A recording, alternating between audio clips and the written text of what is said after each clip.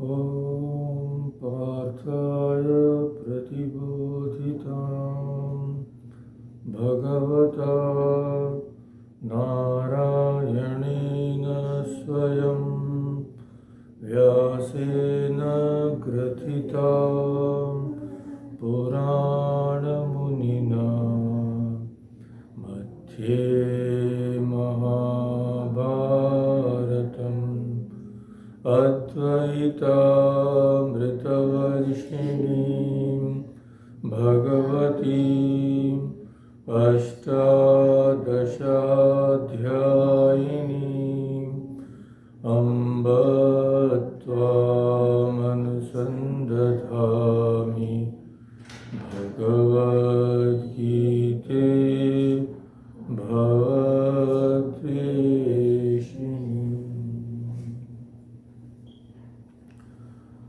Om Bhagavad Gita, it was through your help that Narayana, God Himself, brought enlightenment to Arjuna.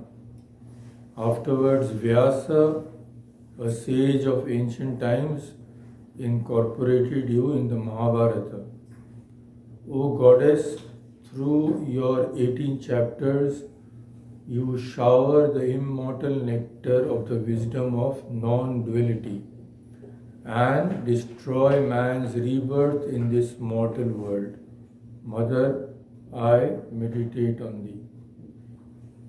In this way, Gita has been eulogized in this verse. So last time we have had an introduction and we discussed some general aspects of the Gita, the historical era. We also discussed about the great war which took place and about Sri Krishna himself and the importance of this great scripture. Many other things also could be discussed in introduction, but we don't want to make it lengthy. As we proceed, we will get an idea. So from today, we will start the Gita, but we will start with an introduction by the great Shankaracharya. So, although it is not a very long introduction, but seeing its importance and maybe there will be many new things, some terms which we'll have to discuss. So that is why I have kept this discussion only for this very important introduction. So, although of course you know it is the whole thing is in Sanskrit, but I will keep the Sanskrit words to a minimum. Only some very important terms we will see their Sanskrit equivalents also, because some things are practically impossible to translate. So let us start now. Whenever anybody, any of our great saints and sages, whenever they embark on any literary venture, when they write some commentary or any explanatory treatise, without exception, the first thing they do is invoke, pray to God. So in Sanskrit, that invocation which comes in the beginning is called Mangalacharana. Mangala, we all know. So this is done for the unhindered completion of their compositions. And of course, it is our tradition to remember God before doing practically anything. Whatever we do, we start with the remembrance of God. So, Shankaracharya also starts with the Mangalacharana. He quotes a verse from a Smriti. Smriti, you know, Purana, etc. are called Smritis. So first is the Shruti, the Vedas, below them are the Smritis in importance. So, since he is quoting from the Smriti, Mahabharata actually comes under Itihasa, but Puranas and other subsidiary texts, even the Bhagavad Gita, actually it is as important as the Vedas, but actually it comes under Smriti. So by quoting this, Shankaracharya admits that Smritis like the Puranas and the Gita are valid sources of spiritual knowledge. So what is the verse? The verse is Om Narayana Paro Vyaktat Andam Avyakta Sambhavam Andasyantastime Lokaha Saptadvipa Cha Medini. This is the verse. So, first we'll see the individual words. Narayana Paraha Avyaktat. From the Avyakta. Narayana is Para. And Andam Avyakta Sambhavam. Andasyantvastu ime loka saptadvipa cha medini. So these are the Sanskrit words. Now let's see what does it mean. Narayana para. Narayana is higher. From what? Avyaktat. Avyakta means unmanifest. And Andam. Anda means the cosmic egg. Avyakta Sambhavam. So, the cosmic egg comes from the unmanifest. But Narayana is higher than the unmanifest. Andasyantvastu ime loka. All these worlds, including the earth, are in that egg. As are Saptadvipa, 7 islands, Cha Medini. So all these worlds, including the earth, with all these 7 islands, are in the egg. Now let's see what does it mean. What does this verse mean? Many terms are there which you have to understand.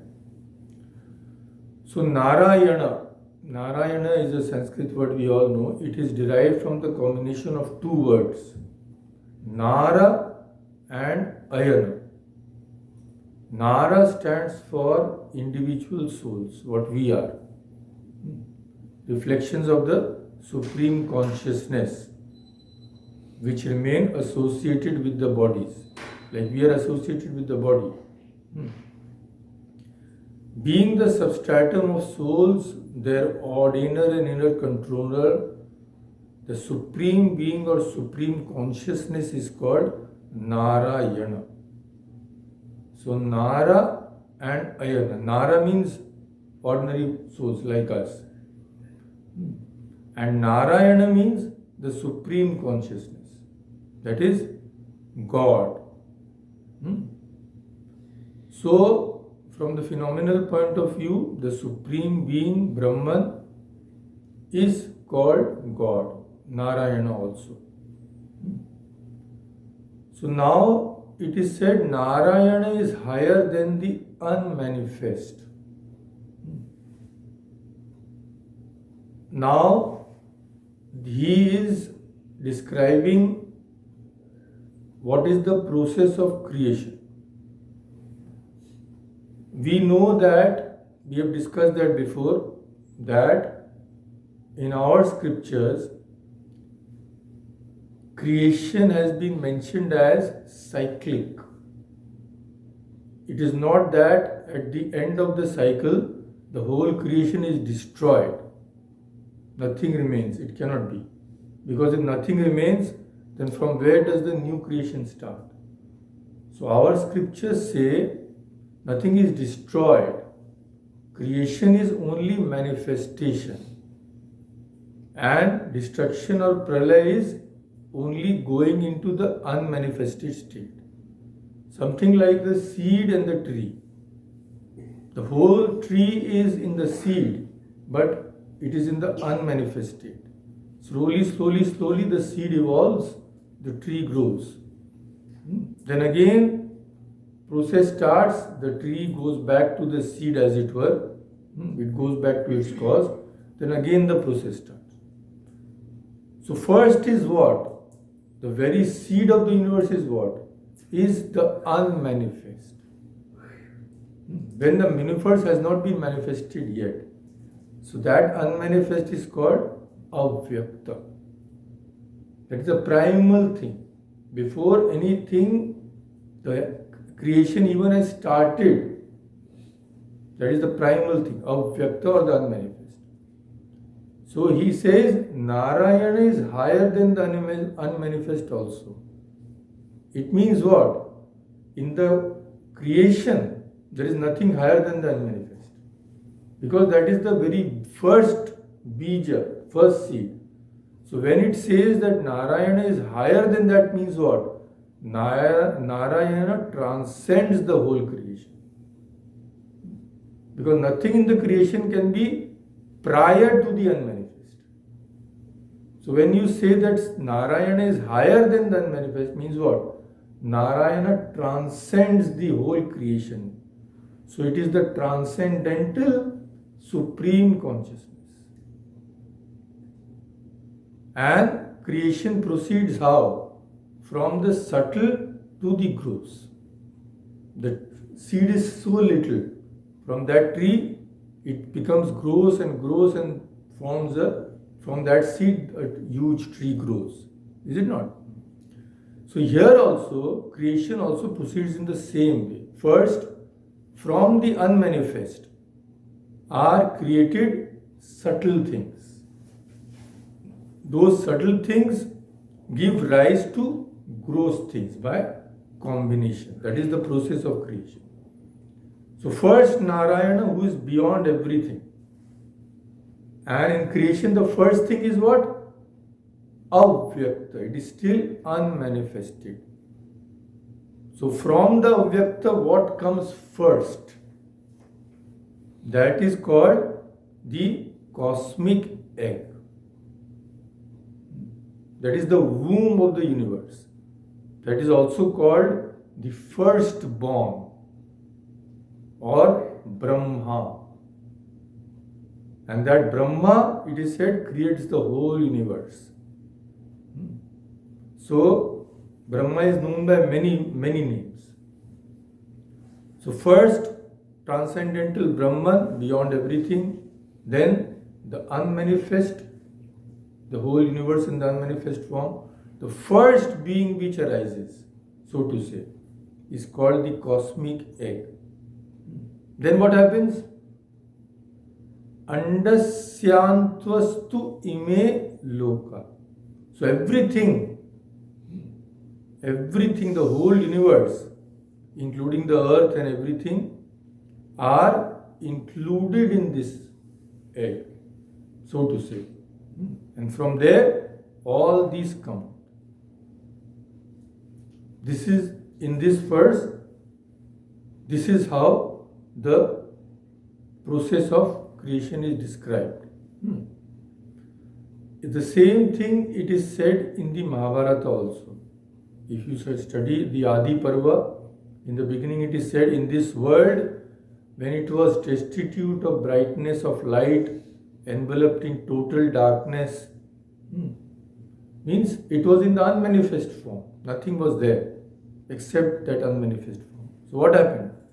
There came into being as the primal cause of creation a mighty and divine egg.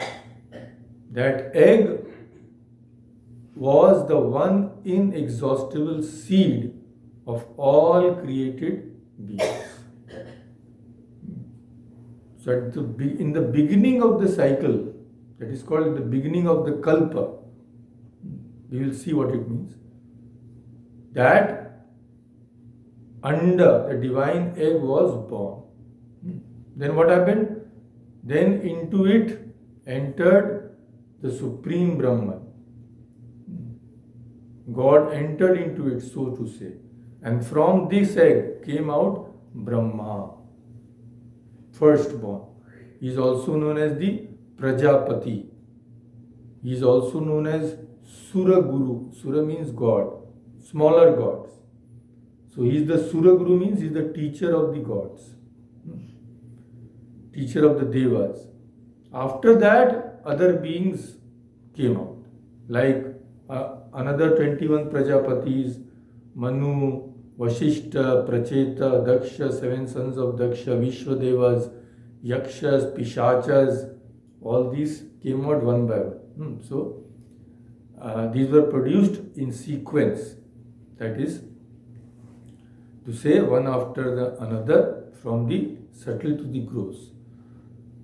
So, this egg, which is called Brahma or the Prajapati, in philosophical parlance, it is known as the principle of Hiranyagarbha. Hiranya means golden. Garbha means the womb from which everything is born. So golden means because it is divine, so to say. So Hiranyagarbha. And since it is the first thing which appears from the unmanifest, it is the most subtle of all. So all the 5 elements, earth, water, fire, air, space, are in their subtlest form. That is the principle of Hiranyagarbha. So what happens? Hiranyagarbha is defined in Vedanta as the consciousness which is identified with the aggregate of subtle bodies in the universe. Now this is not easy to understand. First of all, we have to understand what does it mean when we say consciousness being identified with something. This we have to understand.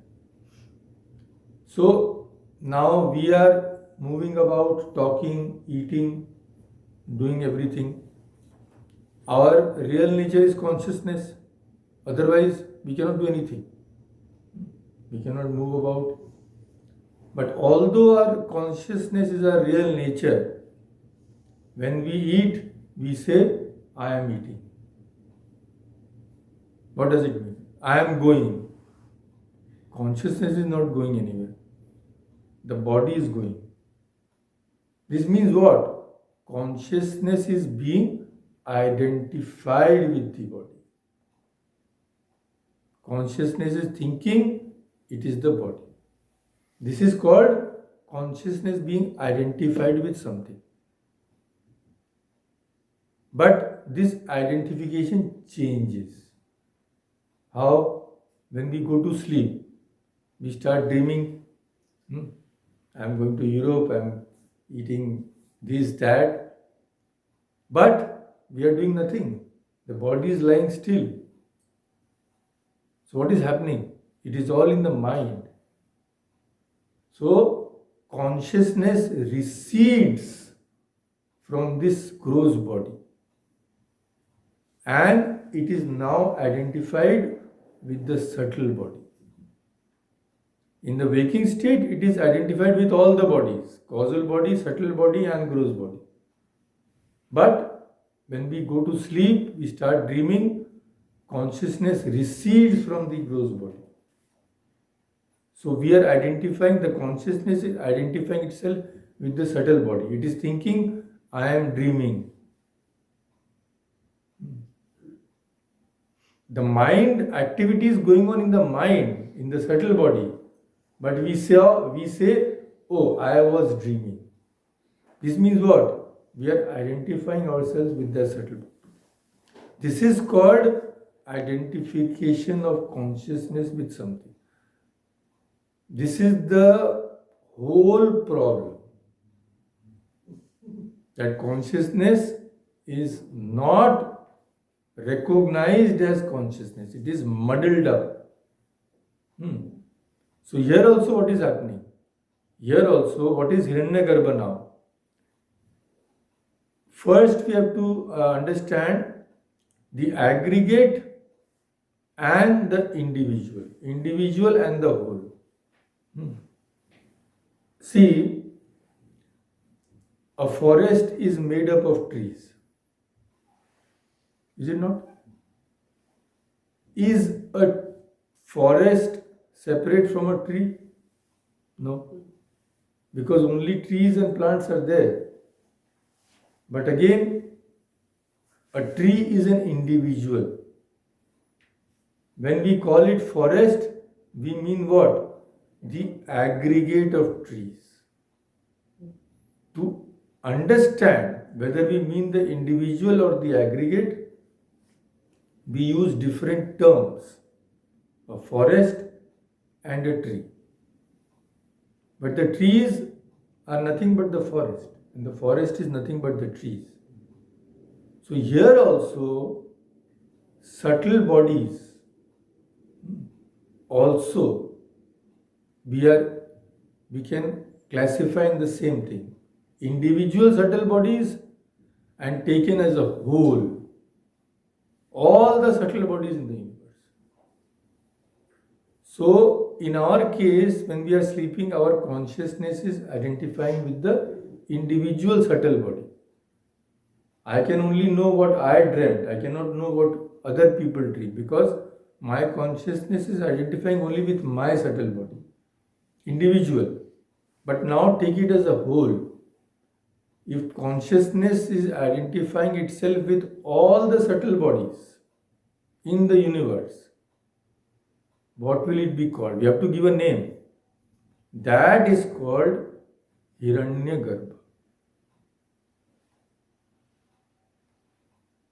And when we are waking, doing everything, our consciousness is identified with the gross body also. Is it not? So consciousness identifying with all the gross bodies in the universe collectively also has a different name. That is called Virat.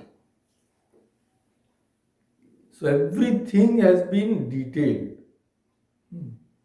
And consciousness identifying itself with the individual body has a separate name. But here we are talking about consciousness identifying itself with the aggregate of all the subtle bodies in the universe and of all the gross bodies in the universe. So first comes Hiranyagarbha. Consciousness is being identified. If consciousness is not being identified, then it will all be inert. There will be no movement, nothing will happen. The only conscious entity in the world is that Supreme Brahman. Through that consciousness is reflected everywhere. So in the beginning it looks a little complicated, but again and again when we discuss it, these terms will come, it will slowly become simple. So this is called the Hiranyagarbha, and from that it is said all these worlds come. The islands, all this, Europe, Antarctica, Asia, America, and all this water, earth, etc., etc. So in their gross form, when consciousness identified with the gross bodies, it is called Virat. This is the meaning of the first verse. Now after quoting this verse, Shankaracharya starts his introduction. What does he say? First, God projected the world, as we have seen. After projecting the world, God wanted the world to stay. He wanted that my creation should have stability. So what did he do? If you want to have stability, you must have some beings who will maintain stability. So after creating the world, God, who wanted to ensure its stability, he created the Prajapati. Praja means everybody. Okay. Master. Who is there? Tell him to shut it off. So Praja means the whole population. And Pati means Lord. Praja is everything. All the beings of the world. So Prajapati literally means the master or Lord, one who gives birth to all creatures. All the creatures are called Praja. Their Lord is Prajapati. So Brahma is the Prajapati. He creates everything, as we have seen. So first God projected the universe. After that, in order to maintain its stability, He created the Prajapatis. And from Brahma issued other beings like Marichi, Daksha, Manu and others, who are also called Prajapatis. But they are on a lower scale, so to say. So what do Prajapatis do? They rule the world for certain fixed periods of time. Like some president or prime minister, etc. He will ensure the stability in the country, no. But he will rule for a fixed period of time. So these Prajapatis, they also rule over the whole universe, but for a fixed period of time. What is that period of time? That period of time is called Manvantara. From Manu comes Manvantara. So in Hindu cosmology, Manvantara is a cyclic period of time, identifying the duration, the reign, the age of Manu. Manu is supposed to be the father of all human beings. Okay. So, the greater than the time period, greater than Manvantara is Kalpa. Kalpa means the whole cycle of creation. Means right from the unmanifest till it again goes back to the unmanifest.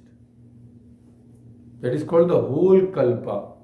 That is of 4.32 billion years. So when the universe first arises from the unmanifest, it lasts for 4.32 billion years, then goes back to the unmanifest. So this whole period is called a Kalpa, one Kalpa. And 14th part of a Kalpa is a Manvantara. So 14 Manvantaras, 14 reigns of Manu is called one Kalpa. Okay. So God created the Prajapatis, namely Marichi and others. And what will sustain the universe? If you want to sustain the universe, what is the first thing? First thing should be people should follow dharma. People should be virtuous, otherwise they will fight with each other and destroy everything. So after God created the Prajapatis, then He made them follow dharma, characterized by action, rights and duties such as sacrifices, charities, etc. Dharma is based on what? That dharma which was revealed in the Vedas, mind you. That was the basis. That is the basis of dharma. Last time we have seen Vedo Akhilo Dharma Mula. The whole source of dharma is the Vedas. So first He created the Prajapatis. He told them, go, progenate, populate the earth. Okay. But only that will not do, because that is the way of the world. That is the worldly way. Only worldly way will lead to destruction.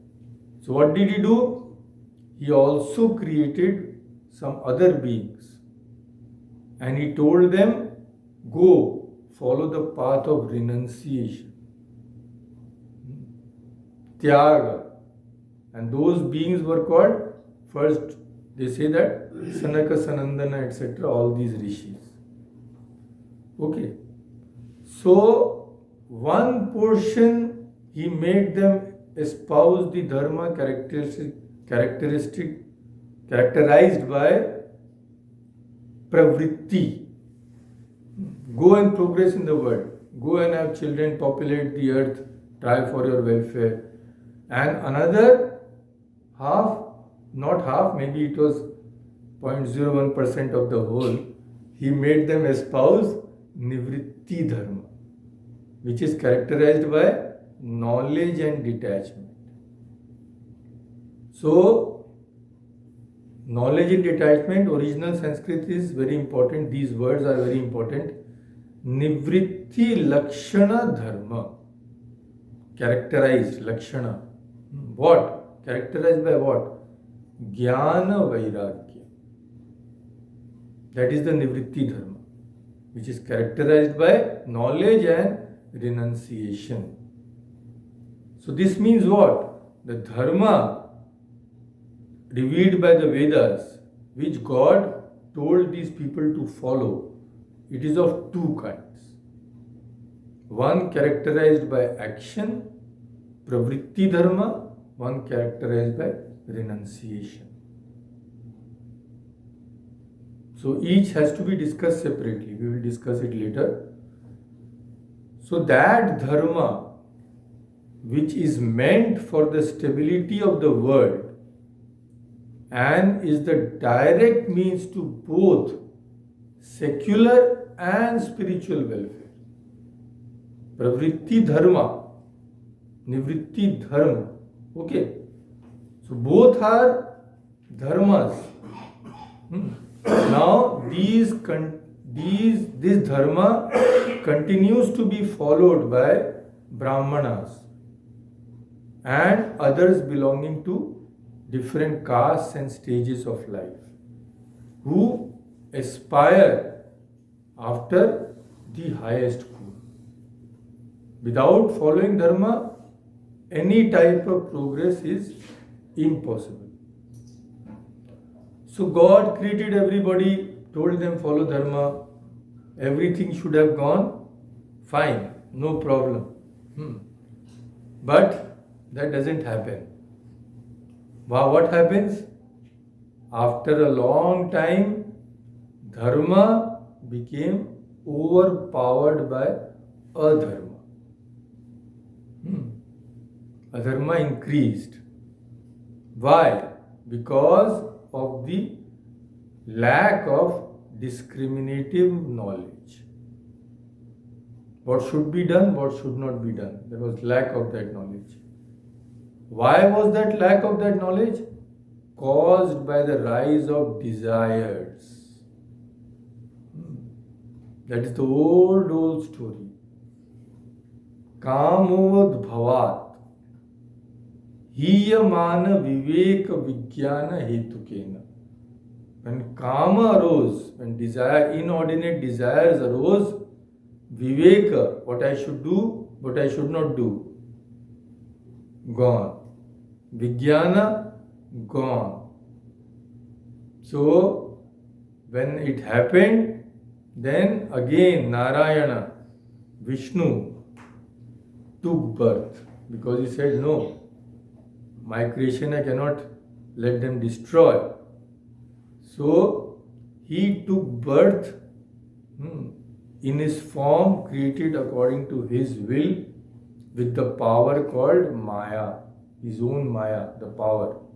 With that help, the help of that, he descended on earth, so to say, as Krishna, son of Devaki and Vasudeva. Why? For the protection of dharma, protection of Brahminhood, which is Brahman manifest on earth, and for ensuring the stability of the world. So, God, who is ever endowed with knowledge, sovereignty, power, strength, all these things, such a Bhagwan, Jnana, Aishwarya, Shakti, Bala, Virya, Tejo bhi, Sada Sampan. He is always. It is not that at one time his power goes, again comes. He is always endowed with that. So, Jnana, Aishwarya, Shakti, Bala, Virya, Teja. Power of maintaining his sovereignty. Strength, all accessories helpful in maintaining his power. Valor and formidability exercises his command over his own Maya. And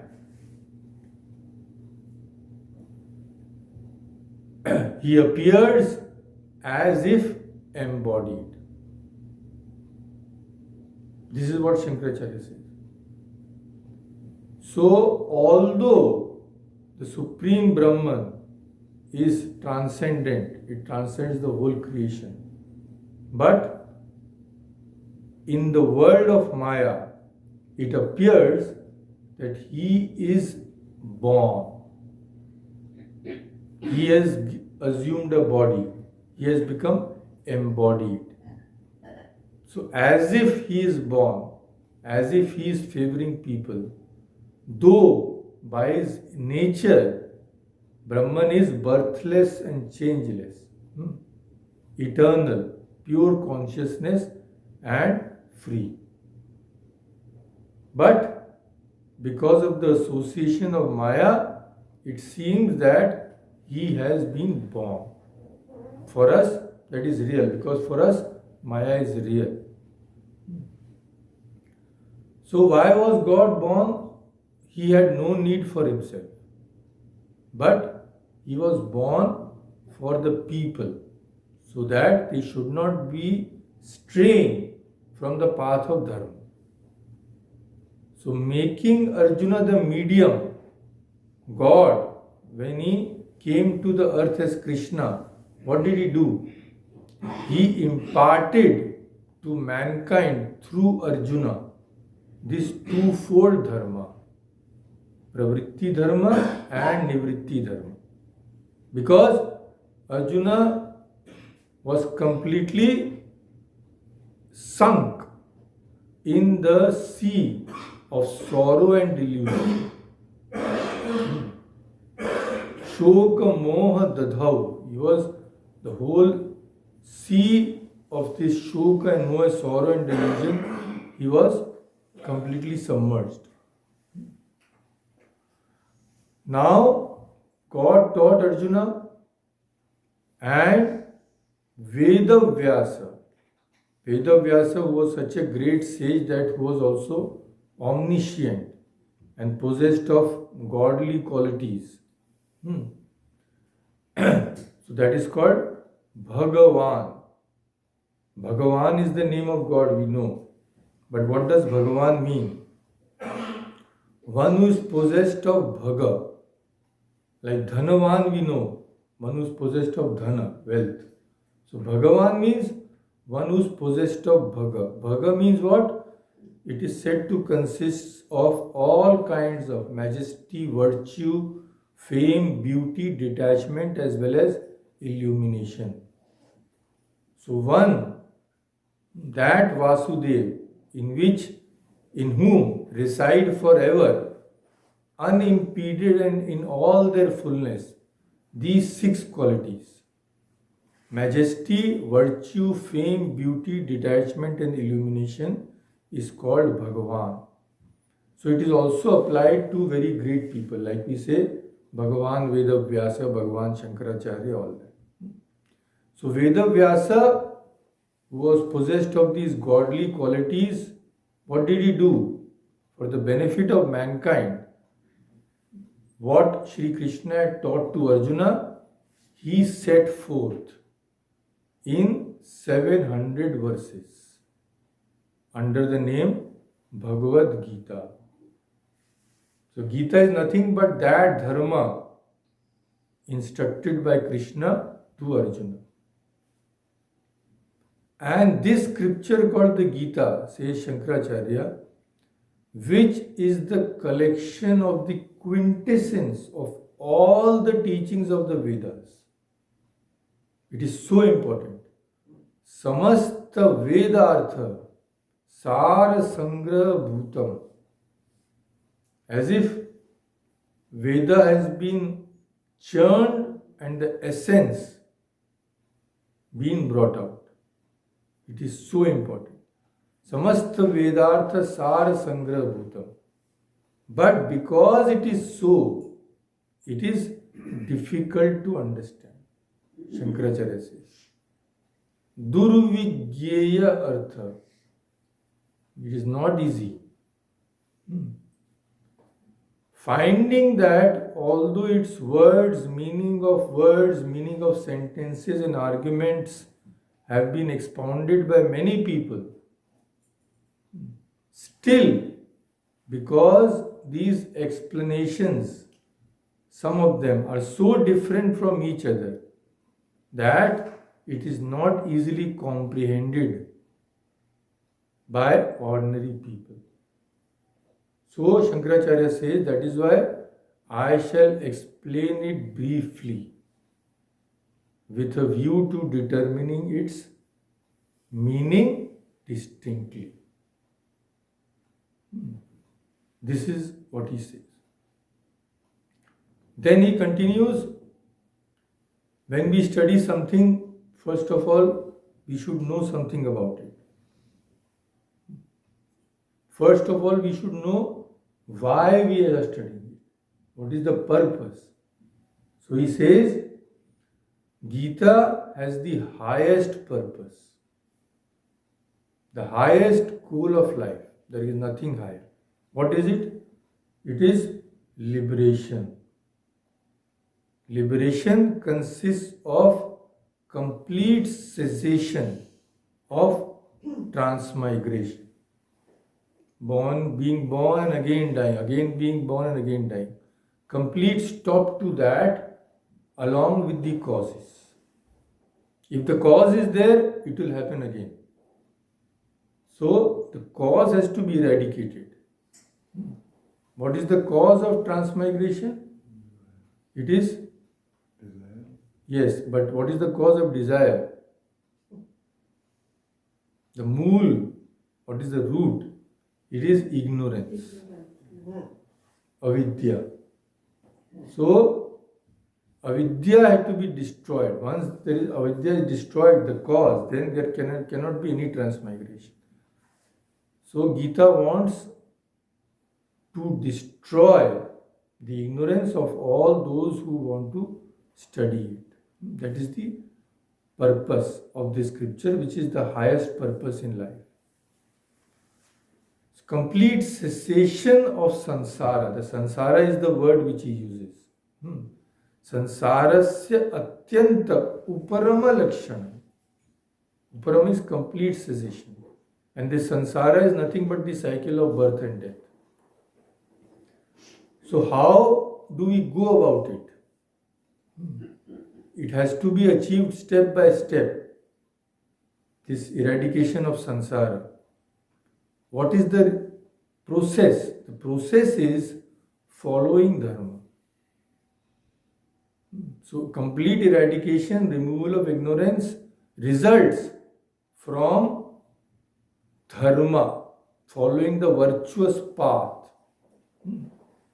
And that consists in steady adherence to knowledge of the self, preceded by renunciation. Adherence to the knowledge of the self. Atma Jnana Nishtha Rupa.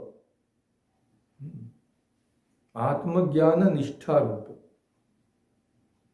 Preceded by renunciation of actions. Sarva Karma Sannyasa.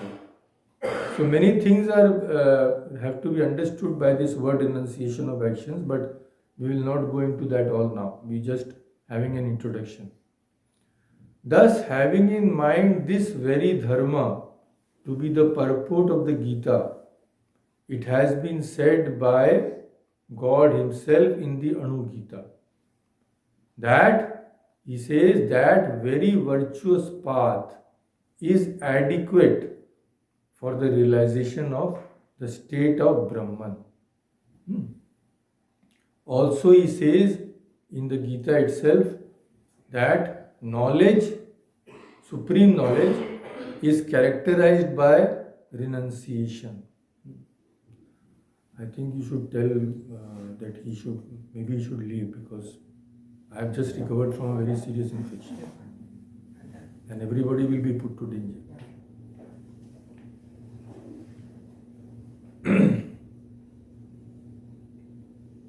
So, this is the thing.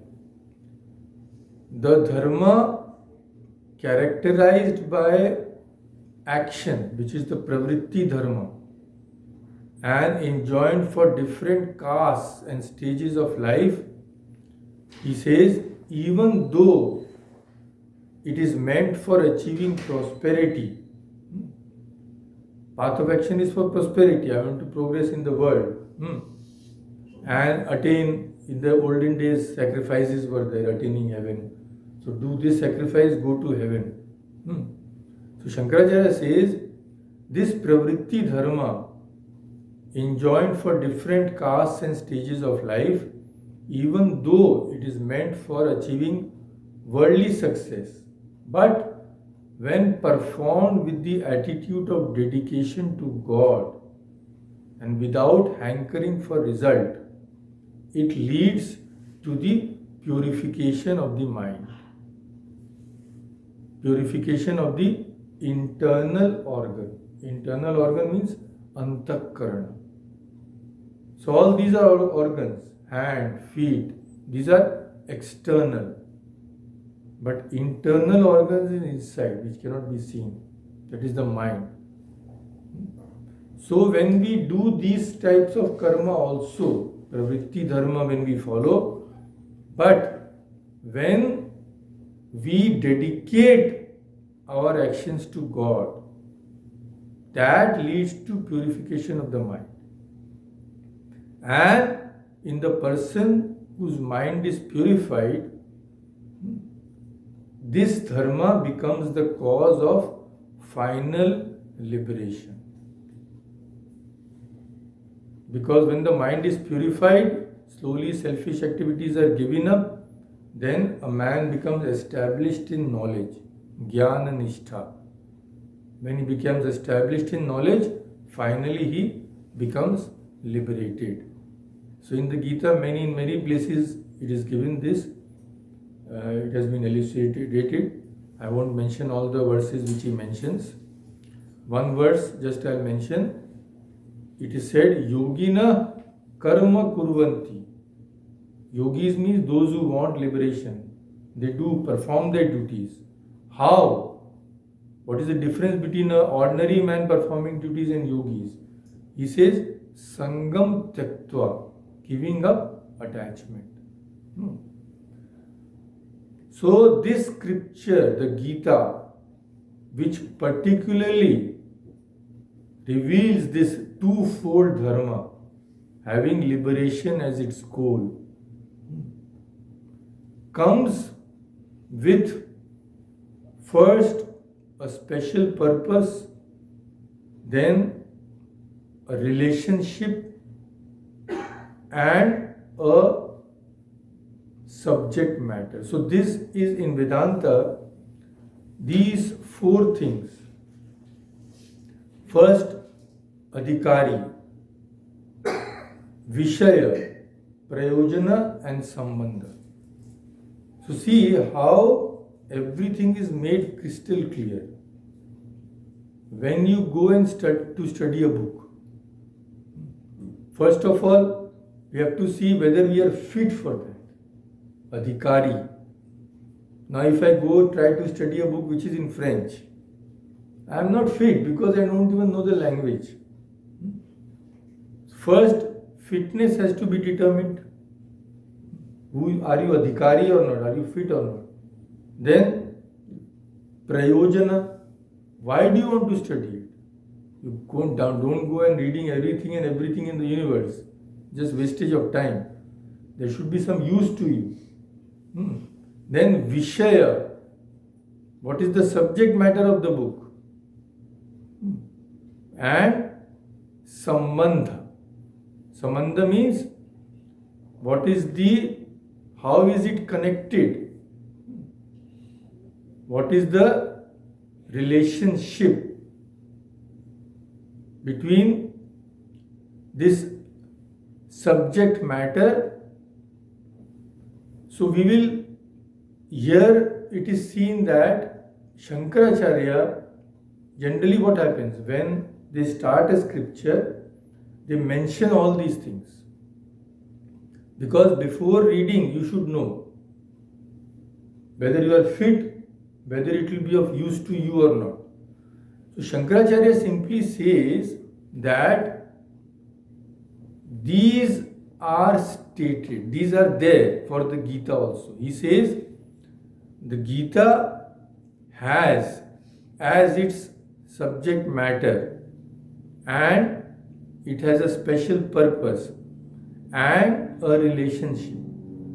But Shankaracharya does not mention what they are. So we know that there are many commentaries on Shankaracharya also. The most important one is by Anandagiri. They are all in Sanskrit. So Anandagiri comes to our help. He says, then what are these four things? These are called, which is called Anubandha Chatushtaya. What are these? He says, the subject matter of the Gita is what is the same as what is of the Upanishads. What? The identity of the individual soul with the transcendent Brahman. So Upanishads also teach us the same thing, Gita also says the same thing, that you are not this small entity. You are mistaking every time in thinking yourself to be mind, body, etc. But ultimately, you are of the nature of consciousness. This is the subject matter, the identity of the individual soul and the supreme soul. Who is eligible to study Gita? For whom it will be of use? He says, only for those persons who want to realize that identity. If I am quite satisfied, eating, drinking, sleeping, it is of no use. So Gita is only useful to those people who desire something higher than this world. They desire spiritual progress for the realization of that identity. So first, subject matter, identity of individual soul and transcendent Brahman. Then, who should study it? Those who want to realize it, otherwise it is of no use. What is the relationship? Relationship is that existing between the subject matter and the eligible person. Subject matter is unity of individual soul and the supreme soul. And the person eligible is one who desires to have that unity. So that is the sambandha. So sambandha means relationship which is existing between the subject matter and the eligible person. So here it may mean relationship between liberation and karmanishtha and jnananishtha. So all these complicated things we won't discuss now. For this discussion, this much is okay. And purpose is what? What is the prayojana? The purpose is going beyond Maya through the knowledge of Brahma. So first, what is the subject matter? It says the individual soul and supreme soul are one. This has been described in the book. How, why, what, everything. Who should study this? Naturally, those who want to realize it. For others, it is of no use. Then, I want to study it, and the subject matter is this. What is my relation to that? That is the sambandha.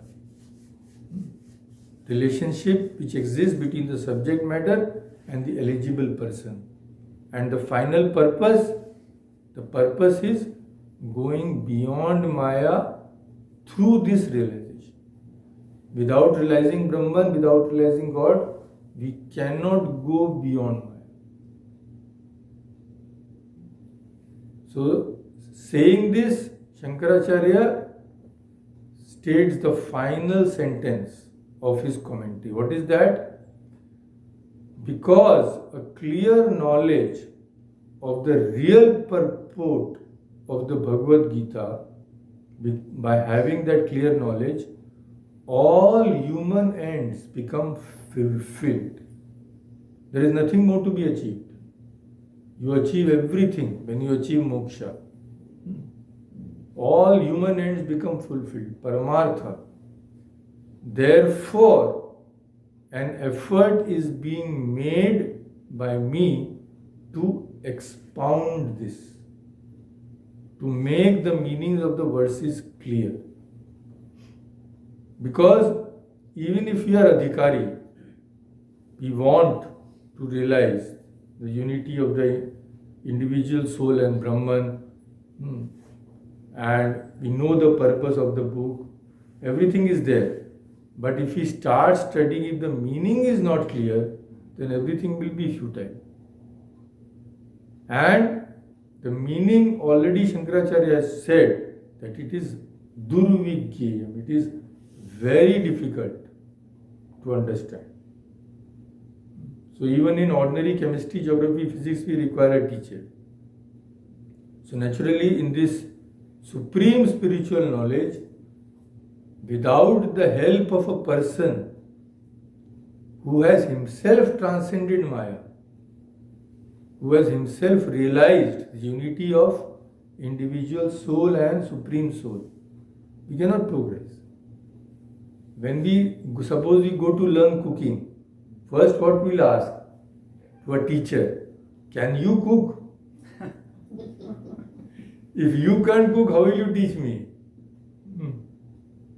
So here also, when we are studying the scripture, the aim of which is to go beyond Maya, and if someone tells us he will explain it to us, the first thing what we will ask, have you gone beyond Maya? So only if you have gone beyond Maya can you explain this scripture to me. So we know that these persons, Shankaracharya, Vivekananda, all these great persons, they taught after this realization, after realizing themselves. And they did not teach because they wanted to have their big name, etc. No. They did not want to teach. Swami Vivekananda did not want to teach. But they were ordered by their gurus that you have been born to teach. So, I have transmitted you that knowledge. Now you have to transmit this to the whole world. That is the mission of your birth. That is why they did all this. So, Shankaracharya says, this scripture is the essence of the whole Vedas. It is so important.